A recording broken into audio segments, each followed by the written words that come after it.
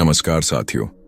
आज हम एक ऐसे विषय पर बात करेंगे जो सदियों से वर्जित माना गया, जिसे लेकर समाज में एक संकोच, एक झिझक और एक प्रकार का डर है। लेकिन अगर इस विषय को सही दृष्टिकोण से समझा जाए तो यह केवल देह तक सीमित नहीं रहता, यह आत्मा की यात्रा बन जाता है। हम बात कर रहे हैं संभोग से समाधि की ओर की, जो ओशो रजनीश द्वारा दिया गया एक क्रांतिकारी विचार है।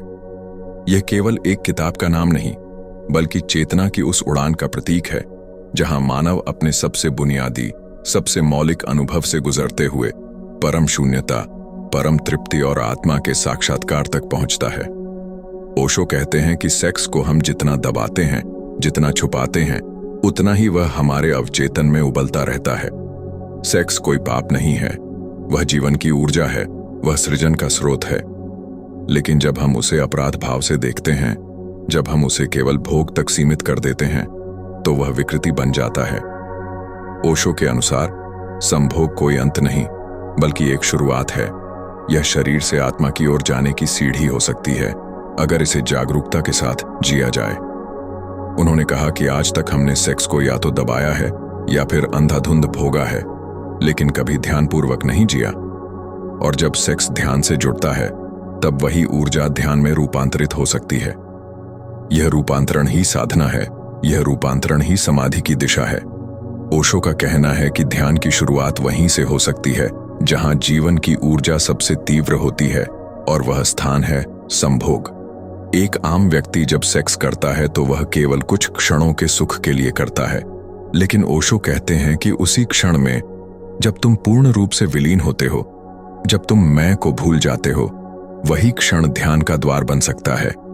अगर उस क्षण में तुम जागरूक हो सको, अगर तुम देख सको कि देह विलीन हो रही है, अहंकार टूट रहा है, तो तुम समाधि के बहुत निकट पहुंच सकते हो।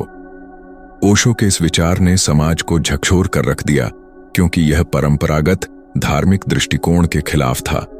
धर्म हमेशा कहता आया है कि सेक्स पाप है, ब्रह्मचर्य को ही मार्ग माना गया। लेकिन ओशो ने कहा कि रिप्रेशन से मुक्ति नहीं मिलती, बल्कि समझ से मिलती है।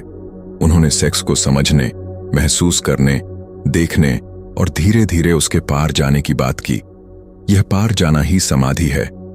ओशो कहते हैं कि जैसे जैसे तुम सेक्स को पूरी समझदारी से, पूरे ध्यान से जीते हो, वैसे वैसे उसकी पकड़ कम होती जाती है। एक दिन आता है जब तुम्हें उसमें कोई रुचि नहीं रह जाती, और वह दिन स्वतः आता है, बलपूर्वक नहीं। वह वासनाओं के दमन से नहीं आता, वह आता है जब तुमने उन्हें पूरी तरह देखा, समझा और जिया। उस दिन जब सेक्स छूटता है तो वह बोझ नहीं लगता, वह मुक्ति लगता है। और तब जो बचती है वह ऊर्जा ऊपर उठती है, सहस्रार की ओर, जहां समाधि घटित होती है। ओशो के इस दृष्टिकोण में सेक्स को एक पवित्र अनुभव कहा गया, बशर्ते उसमें ध्यान और प्रेम की उपस्थिति हो। उन्होंने कहा कि संभोग केवल शारीरिक क्रिया नहीं, बल्कि अगर उसमें पूर्णता हो, जागरूकता हो, समर्पण हो, तो वह ध्यान का प्रवेश द्वार बन सकता है। लेकिन दुर्भाग्यवश हमने सेक्स को इतना अपवित्र बना दिया है कि उस पर खुलकर बात करना भी पाप माना जाता है। समाज ने केवल शरीर को देखा, आत्मा को नहीं। ओशो ने इसी दायरे को तोड़ा। उन्होंने कहा कि सेक्स जीवन का सबसे ताकतवर अनुभव है। इसे नकारने से, इससे भागने से जीवन को नकारना है, बल्कि हमें इस अनुभव के जरिए जीवन को गहराई से समझने का प्रयास करना चाहिए। संभोग एक द्वार है, समाधि उसका अंतिम लक्ष्य। लेकिन यह यात्रा केवल तभी संभव है जब हम सेक्स को ध्यान से, प्रेम से और समझदारी से जिएं।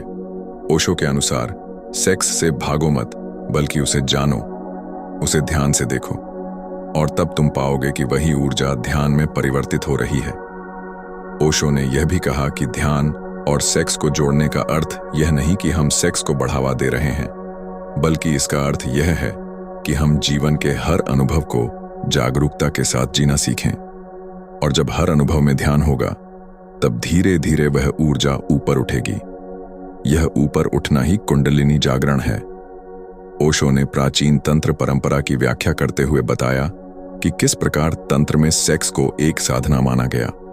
लेकिन यह साधना सामान्य व्यक्ति के लिए नहीं है, क्योंकि इसके लिए पूर्ण जागरूकता, गहरी समझ और संयम चाहिए।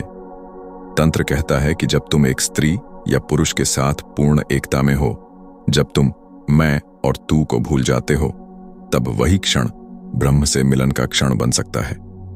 और यह तभी संभव है जब उस मिलन में केवल शरीर नहीं, आत्मा भी सम्मिलित हो। यही दृष्टिकोण ओशो अपनाते हैं।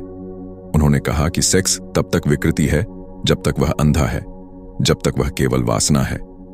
लेकिन जब उसमें प्रेम, करुणा और ध्यान आता है, तब वह साधना बन जाता है।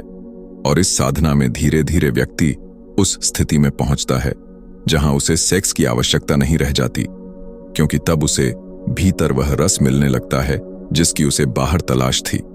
यही है समाधि, भीतर की परम तृप्ति, जहां कुछ पाने को शेष नहीं रहता। ओशो कहते हैं कि संभोग एक द्वार है। अगर तुम चेतना से जियो तो वह समाधि तक ले जाता है, और अगर अचेतनता से जियो तो वह केवल पशुत्व बनकर रह जाता है। इसलिए मुद्दा सेक्स नहीं है, मुद्दा है चेतना। और यही ओशो का योगदान है।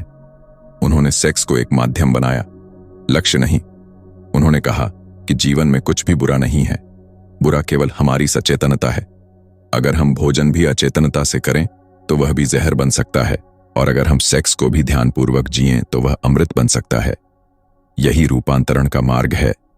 यही संभोग से समाधि की ओर जाने की यात्रा है, एक गहन आत्म साक्षात्कार की यात्रा, जहां देह से परे आत्मा का अनुभव होता है। ओशो कहते हैं कि ध्यान वह कला है जो हर अनुभव को रूपांतरित कर सकती है, और सेक्स जैसा शक्तिशाली अनुभव अगर ध्यान में ढल जाए तो उसका विस्फोट तुम्हें ब्रह्म के साक्षात्कार तक ले जा सकता है। यही कारण है कि उन्होंने खुलकर, साहस के साथ, बेझिझक इस विषय पर बात की, ताकि इंसान डर और पाखंड से बाहर निकलकर जीवन को उसकी संपूर्णता में जी सके। उन्होंने कहा कि ध्यान और प्रेम के साथ सेक्स को जीना एक प्रयोग है, एक प्रयोग जिससे आत्मा को जाना जा सकता है। और यह प्रयोग वही कर सकता है जो निडर हो, जो सच्चा साधक तैतीसी हो, क्योंकि यह मार्ग जोखिम भरा है। इसमें गिरने का भी खतरा है, लेकिन उठने की संभावना भी है। यह योग है, यह तंत्र है, यह ध्यान है। यह मार्ग तुम्हें संपूर्णता की ओर ले जाता है। तो साथियों, अगर आप ओशो के इस दृष्टिकोण को समझते हैं, अपनाते हैं, तो जीवन का हर अनुभव ध्यान बन जाता है, और तब संभोग भी समाधि की ओर ले जाने वाला एक सोपान बन सकता है। इस बात को न समझना केवल सेक्स को पाप समझ लेना है, लेकिन समझ लेना, यह जान लेना कि चेतना से जिया गया हर अनुभव दिव्य होता है। यही ओशो की असली क्रांति है। धन्यवाद दोस्तों। अगर आप इस विचार को समझ पाए हैं, महसूस कर पाए हैं, तो कमेंट करिए, शेयर करिए और इस यात्रा में साथ आइए, संभोग से समाधि की ओर।